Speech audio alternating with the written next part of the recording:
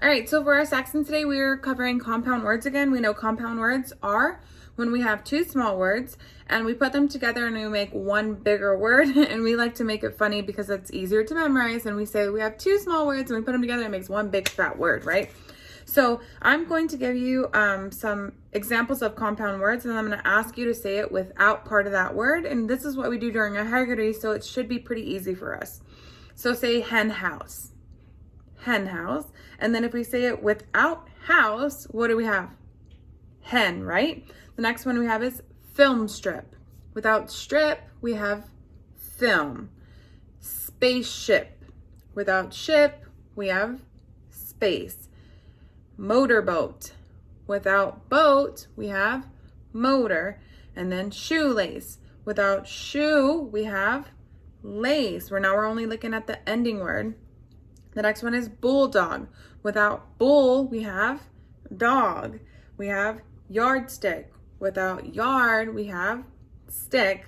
The next one is driveway. Without drive, we have way. And then it switches back to the beginning word. So we have necktie. Without tie, we just have neck. Haystack. Without stack, we have hay. Blueberry. Without berry, we have blue. Sunflower. Without flower, we have sun. And then the last one, notebook. Without book, we have note. And then the next thing to do is to go over our sight words, and I will input that our sight words in our keyword letter deck. I do have some exciting news though. So we have a new rule.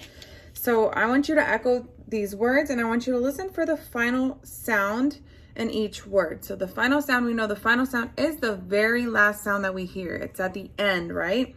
So I want you to say he, we, and be. He, we, be. Do you hear the very last sound? I do. Are they all the same? What do you hear? He, we, be. We hear E, right? I want you to think about what letter could make that sound.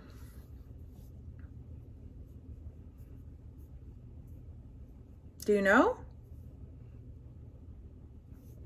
Let's take a look. I wrote these words down for you. I want you to see if maybe you see anything about these three words. He, be, and we. I said them backwards. That's okay. He, be, and we. Good. They all have the E, right? Is there another consonant after that vowel? We know that E is a vowel. Is there a consonant behind each of these E's? No, there is no consonant. And we know that in our first rule that we put up on our board every day in class, it said consonant, vowel, consonant. And we notice that each of these words do not have consonant, vowel, consonant. It just has consonant, vowel. There's nothing else after it. There's no consonant after. It's just ending in a vowel. So if we have this, it means that if there's no consonant, then it's followed by a long vowel sound. So it's no longer short vowel, which is We have E, right? The long vowel says its own name, and we know that E is E, right? So when we read this word, it would be he. And then I'm going to show you how we code it, because this is something new. We've learned how to do breves, because breves make the short vowel sound, but now we're not looking at short vowels. We're only looking at long vowels. So we have something called a macron. Say macron.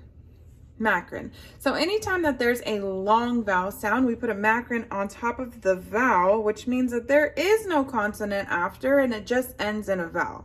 And that means it says its name. Instead of its it's he. And same thing here. B, I would put my macron on top of the E because it makes a long E sound. And then again on the we would put a macron on top of the E because it makes a long vowel sound. Now let's try something new, something else. I have a new word. Let's take a look at it. Then S. Is that a consonant or a vowel? It's a consonant, right? Let's look at the next letter. O. Is that a consonant or a vowel? That one's a vowel. Do I have anything after the vowel? No. We said that whenever it ends in a vowel, that means we have a long vowel sound, so we would code it with our macron, and then instead of it saying it says long O, which is O, and we say S, O. So, good. All right, let's try the next one and see if maybe if you got it. All right, number 5. We have, what is that, a consonant or a vowel? Consonant, good. And then we have I. Is that a consonant or a vowel? Vowel. Do we have anything else after the vowel? No. So when it ends in a vowel, we put our macron. Say macron. We put it, oh, I crossed out my little I. We put a macron on top, would make a long I sound, and we know long I sounds like I. So instead of being it's I. So I, and the word is high. Good. All right, the next part that we have underneath, I have shown you all of my letters. I want you to go through and I want you to tell me what letter is each one. So here we go. What's this? Good. A, E, I, O, U. And we have learned that all of these letters are vowels. Say vowels. Good. So anytime we have a vowel that makes a long vowel sound, so pretend like we're not talking about short vowels anymore. We're only focused on the long vowel sound. Instead of saying or or or or we would say the name of the vowel to make a long vowel sound. So instead it would say A, E, I, O, U. Long vowel repeats its name. So underneath it, I have this is what our card would look like on our board. I'm going to scoot this back so we can see it. It says, you'll see that my macron is on top of the V, which is our vowel, right? Anytime, this is called a vowel not followed by a consonant. It is long. So anytime we have a vowel and it ends in a vowel, we know that it's going to be a long vowel sound, and we put a what on top?